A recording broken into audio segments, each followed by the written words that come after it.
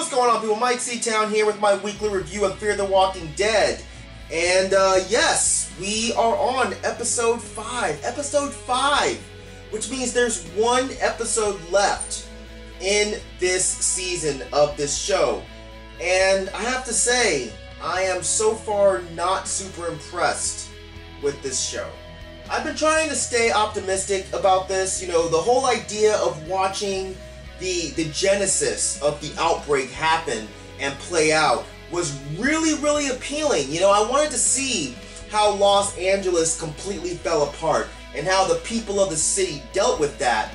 But now we're at episode 5 and we haven't really seen any of this. Instead, we're focusing on one family, which would be totally okay if the family was out in the thick of it, showing us what the common man was going through. But instead, this annoying ass family has been isolated to this concentration camp with little to no interaction with other people, even the other people in this neighborhood, with the exception of a few of the military personnel. And this whole show has been like a semi-apocalyptic fucking general hospital. And that sounds way cooler than it's actually turning out to be. So this episode starts off with some cold-blooded shit. And that's where my man in the suit, whose name is Strand, I actually have to look that up because I don't remember them saying his name in the episode. But he's talking to Doug, if you remember Doug, the guy who went crazy for no apparent reason, you know, the other rush job of this series. He's talking to Doug and asking him if his wife has kept up her figure. Strand explains to Doug the reasoning that he hopes that his wife has kept up her figure, because that's going to make the difference between her living and her dying, because if she's kept up her figure, she'll be able to find another man that will protect her. Which is totally true.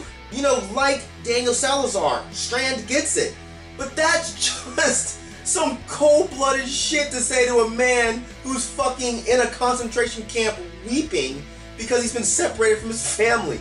But listen, I like this guy. He seems to understand what it takes to make it. You know, good people don't make it in this world, smart people do. And sometimes being smart includes being a manipulative asshole. So I'm looking forward to seeing how they play out his story. But we all know how the writers of Walking Dead treat certain types of people. So he'll either die next episode, or there'll be another black guy that shows up and then he'll die. I like how they're making Madison a bit smarter, finally. She's almost reminding me a bit of Andrea. I'm not sure if that's just in looks or if that's more so in the way that they're behaving. You know, and how they're slowly discovering how bad things really are. Like, I swear I'm not making this comparison because of the all-white people look-alike thing, I promise. It's also interesting how they're keeping Travis so fucking stupid. You know, his insistence on being so goddamn positive, or in other words, extremely naive, is just grating. You know, him still thinking that these military people are there to help them and that they can be trusted. And this is even after they came into his home and took Nick after busting him in the face with the butt of the gun. This is even after they pointed the gun at Daniel and his own son. God, he really thinks that anyone there gives a fuck about his opinion. Oh, God, will you just die for fuck's sake? Daniel Salazar remains to be the only person with sense, with him torturing that soldier to get some information. He did kind of worry me with the whole idea of trying to trade the soldier, because we all know that that would never happen. The scene with Chris and Alicia kind of hanging out next door, I guess that scene was cool because it was one of the only scenes that had like the family drama element, but it actually seemed kind of realistic. You know, these are things that I would see two people their age actually doing, exploring the more well-off families and going through their shit, because, you know, that's part of what I would be doing. The other thing that I'd be doing, you guys already know, and we're going to discuss that now. This is a surefire sign of how lame Chris is. You got Alicia upstairs playing dress-up, and he's playing with a fucking remote control helicopter. I don't remember them saying exactly how old Chris is, but I'm assuming he's not fucking 10. And the world has not been destroyed for that long to where we don't remember how remote control helicopters work. So it's not like he's found a fucking ancient artifact that he's playing with.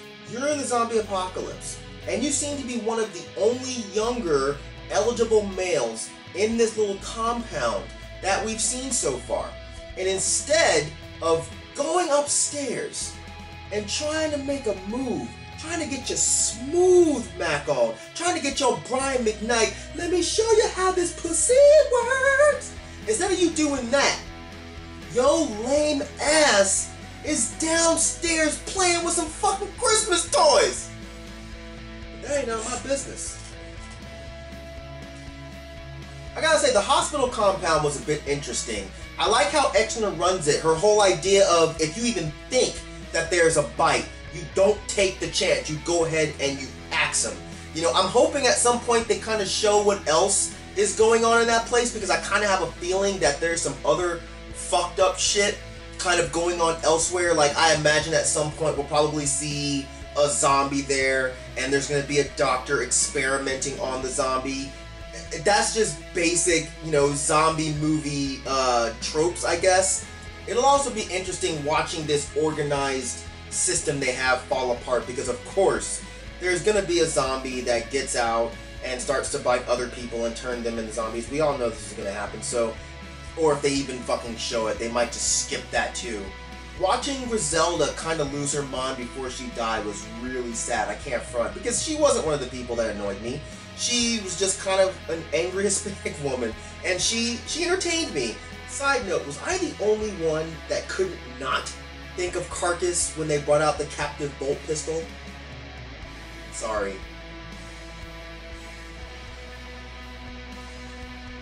Well, let's talk about the whole Cobalt thing for a minute. We find out that Cobalt is the code word for when the military decides to leave that neighborhood, but before they leave, they execute everyone in the town. Now let's discuss how fucking stupid that is. You know, I just think it's a bit early in the whole world shutting down thing for the government to start killing unarmed and perfectly capable people. Like, it's a totally weak twist here. We all know how the government loves to make use of human labor. Why wouldn't they just absorb these people if they're all able-bodied people? It doesn't really make any sense. It just seems like it was a rush job for some cool way to end the season. And I'm cool with them ending it this way, where the inhabitants of this little town, they have to then start, like, fighting or dying, you know? Either the soldiers are gonna kill them, or they're gonna have to maybe kill some of the soldiers, and then having to set out into this fucked up world full of who knows what. That's really appealing. You know, it just kind of sucks that we'll have to see it happening to such boring and annoying and useless people, and that we'll have to wait until the next season to see this happen. The ending was pretty creepy, you know, where we find out the whole stadium is full of zombies. Like, fuck, man, like, what? Like, I want to see what they do with that. If they don't make use of that part, then this show is shit.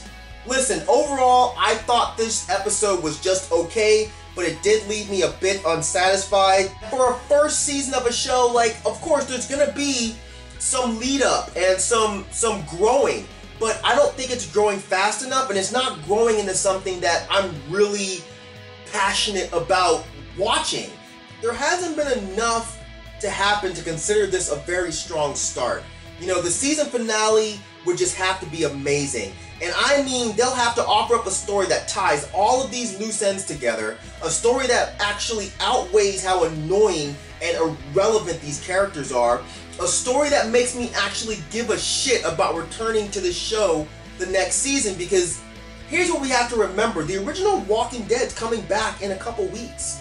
And at that point, the comparisons between these two shows are going to be absolutely inevitable. And even though The Walking Dead has some pretty sizable flaws, the extreme flaws of this show are going to start shining through so hard. So, writers, fuck, man, this finale better be the best finale of any show on AMC. I mean, this episode needs to be so amazing that I just fucking shit my pants. I shit my pants and jizz at the same time. I'm talking about I need to just stand up after watching the show and just look down and have just stuff running down my leg and be like, oh shit, what the fuck just happened? Fear the fucking Walking Dead. That's just what happened, bitch. So that's it. I don't know, leave me some comments in the comment section down there. Let me know, are you still enjoying this? Or are you just totally over it? Yeah, what do you think is going to happen in this finale? And do you even give a fuck? Alright, as usual, you know we're doing these motherfucking streets. Thank you for living, thank you for loving, thank you for being you. And I will see you guys next time. Alright? Peace, bitches!